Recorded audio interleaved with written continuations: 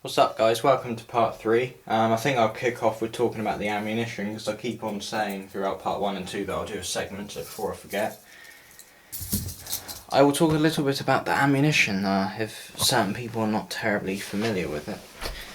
Now this is the standard round used by the Germans since 1905 till 1950 something, I'm not quite sure, and they rechambered a lot of the 42s as 7.62 NATO later on. But this is the standard German 8mm Mauser, which was in service during the First and Second World War. It was the standard round. It was used by the MG42, the FG42, the MG34, and the Mauser Co-98 and various other variants of the Mauser rifle.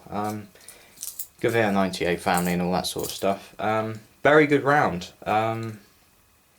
Yeah, these are fitted with 198 grain full metal jacket heads. You can sort of feel the weight when they're on their own.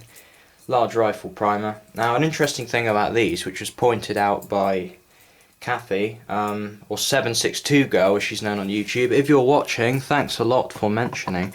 This head stamp, which you can see here, which is like NMY, is actually Yugoslavian for Privy Partisan. So thanks for mentioning that. You can see there it says 8x57 JS. Now that is the, of course, 8mm cartridge, which is what the diameter of this round is. It's exactly, well, more precisely it's 7.92 by 57, but it's often referred to as 8x57 or 8mm Mauser, as it's often called in the States.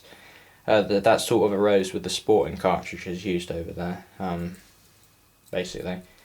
The actual round though, it's quite a heavy round. It's heavier than, I'm not sure how it compares to the 30-06. I'm not going to say too much about that round in case I'm wrong, because my knowledge of it isn't brilliant, but it was heavier than the standard Russian round and the British 303 that was in use at the time.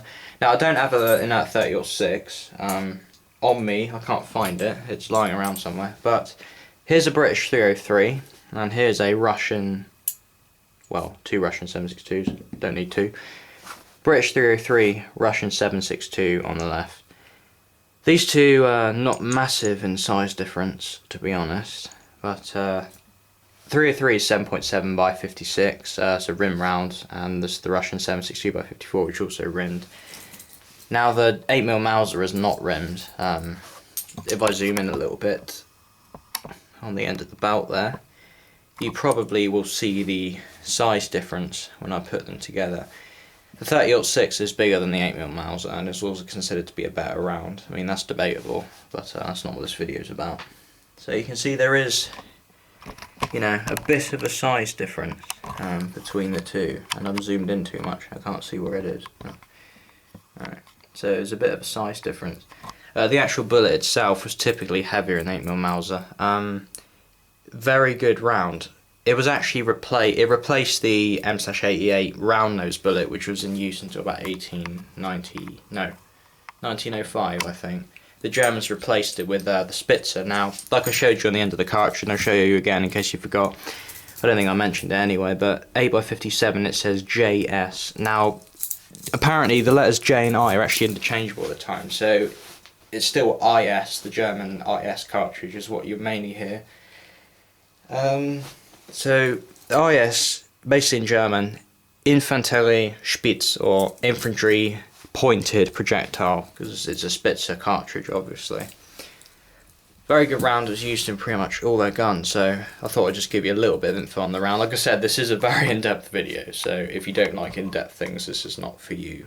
I should say that at the beginning of every part, but to actually show you the loading of the MG42, I'll show you a second time in more detail, but the way you would normally load this gun is, because it is an open bolt weapon, you'd use some empty links as sort of a starter, or you could use this, which is a starter tab which is attached to it. You can actually feed through that with the feed cover closed. Mine doesn't fit because it's not quite bent into the right shape, but I'll fix that later on. So the way you would load this gun normally, I'm just hoping this is on the camera, which it is. You put your left hand on the grip, obviously be laying down when you do this normally, but yank the bolt back and lock it to the rear first. Slide that back forward. You'd open that and you'd see, of course, the bolt is locked back. I'll show you this up in close up now so you can see what I'm talking about. So there's the feed tray. You want to get some empty links of stars. They recommend 3, but it doesn't really matter how many you use as long as it's at least 3. And you pull this so it's in line first cartridge. And there is a little hook here on the side used for grabbing the belt. You don't have to use that, seeing as your assistant gunner would be helping you load this anyway, so you can just load those so it's in line. It's good to have it slightly to the left and not right against the stock, because it will be putting a bit of pressure trying to move it to the right. So to release the strain on the feed components and the round itself. That's basically how you load the gun, of course. You would put the safety on. Now, of course, if I pull the trigger, it will completely break my round, so I'm not going to do it. Unloading is just the complete opposite, to be honest. It will either just fall out like that. So, it's quite simple, really. Lock the bolt back, grab it over. I mean, you can also load it another way, which I'll show you in a second. That's quite simple. What you can also do is, if your bolt is forward, now this isn't what they recommend to load it right, but in theory it should work, because I've heard people have done it. If the bolt's forward, you can put it one slide to the left. Now because as I said in part 2, the feed arm cycles the cartridges and the feed port cycle the cartridges a half space for every motion of the bolt. So 2 motions backwards and forwards will move it 1 space forward. Because it's forward, when you close the cover, the first cocking will move it half space, then the firing with the bolt moving forward, because it's an open bolt gun, will move it in line and then fire it. So in theory that should work, so that way you don't have to keep it cocked all the time, and it's just generally a bit safer and doesn't wear your spring out if you leave it like that for weeks. And don't fire it. Chances are you're not going to fire this gun for weeks in the middle of World War II, it's not very likely, but the theory still remains. That's basically that, really. I mean, I thought I'd just show you that, since it's the basic sort of whole point of it. So the actual MG42 itself, going back to the main gun, a lot of information about it you can see in all the good documentaries and everything, you know, so it's been a very successful firearm. It's very celebrated, it's in all the movies. If you've seen Saving Private Ryan and all that sort of stuff, you'll see plenty of MG42s spitting out lead. Now, this gun, which is the last thing I'll explain before we call it a day, because I have spoken too much already, and it's going into nearly 4 parts, which is insane. But this gun has been widely copied, to be honest. A lot of them after the war were rechambered, so they had the MG1, the MG2, the MG42-59 in that.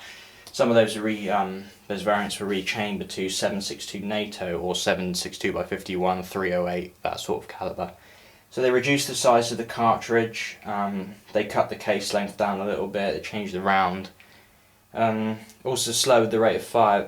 The main variant in 7.62 NATO, which is still used by several forces, is known as the MG3. Has a slightly different bolt, slower rate of fire, 1200 rounds per minute, and is chambered for 7.62 NATO. A little bit less powerful but less expensive. They're actually replacing it next year in 2012 with the MG4, which really sucks. So that'll almost be the legacy of this on the German side. There are many different variants of it. I mean, you have the Austrian MG74, and there's many others. The Americans tried to copy this weapon during the war. A copied version, chambered for 30-06, named the T24, which wasn't actually successful because it couldn't handle the pressures. It wasn't really designed to handle the pressures of a 30-06. So they sort of discarded that, because there was also a fatal design flaw in the weapon. I don't know an awful lot, so I'll be careful what I claim to be true. Other guns that were inspired, or things that were features were taken from this, the M60, that kind of copied the way the mechanism, the feed mechanism, because the Browning machine gun, like the 1919 and 17, have different type of feed mechanism. But I don't know an awful lot about that, so I'm going to be careful what I claim to say about that one as well.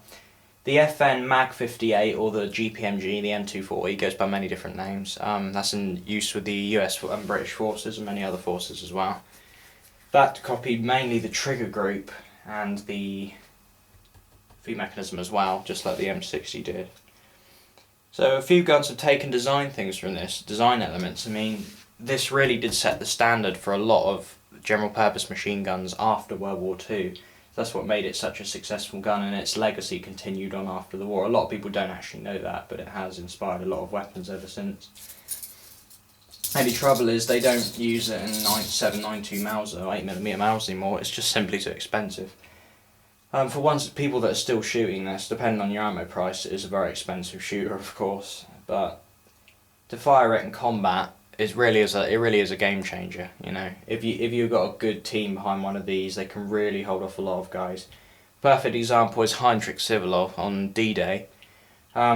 He started firing at American troops on Omaha Beach about 5 AM. 9 hours later, after firing 12,000 rounds and hundreds of US GIs as casualties because of his MG42 fire, he was captured the next day. I mean, that shows what just one MG42 can do in the right place, you know. Obviously, you wouldn't consider it the right place if you know, obviously support the Americans on D-Day, but I'm just saying from a military standpoint, this gun is extremely effective in the right or wrong hands. So it's pretty, like I said, it's pretty much it's been favoured by so many people. It was sold to a lot of organisations after the war. It even turns up in places like Africa, and African conflicts and things like that, is what I've heard. So the legacy of the MG42 continues to this day. It's still going. It's still one of the most outstanding machine gun designs of all time, and I'm really proud to have a historic example like this. One thing that has just rung to my mind, which I didn't actually show you until the end of part 3, I don't know how I forgot that long, I don't know if you'll be able to see it, but you can see on the side there, it will have different markings. Now, I don't know if you can even see that, but I'll try and hold it and just hope you can when it comes up on the big screen. It does say 7.9 M53, and that's the serial number underneath. This is an all-matching example as well. Just before I go, I'll mention I got this from Right and Arms. It came with this drum magazine, of course. The drum mag just holds a coiled up 50 round belt. Look on the side, Gert Trommel. These were used on the 34 as well. Don't know if they're still in use, but yeah, that's that really. Just put a coiled up belt in it. It also came with the empty belt, so I highly recommend Right and Arms for getting this. Great piece of history, great gun to have, all working parts, field strippable fully except barrel. You know, 400 or 400, 500 quid, bargain. That's my opinion on it. Really happy to have one of these, great condition this one. So what I can say is, thanks for watching very much. It's been a very long video, about nearly 45 odd minutes in total. It's probably the longest series I've done. But I hope it was worth it. I hope you liked it. Like I said, it's very in depth, so I'm sorry if it went on a bit. But I just wanted to get everything off in one series. Please rate, comment, subscribe, leave any questions, as long as they aren't 6 paragraphs long, because I don't really like answering extremely long questions. So that's why I did make this video very long with lots of information, so hopefully any questions most of you will have will be covered in all 3 segments. So thanks for watching. You can join me in another series. I will make a how to lubricate this gun and clean it sort of thing series for anyone who's got a D-Act one. So goodbye, thanks for watching.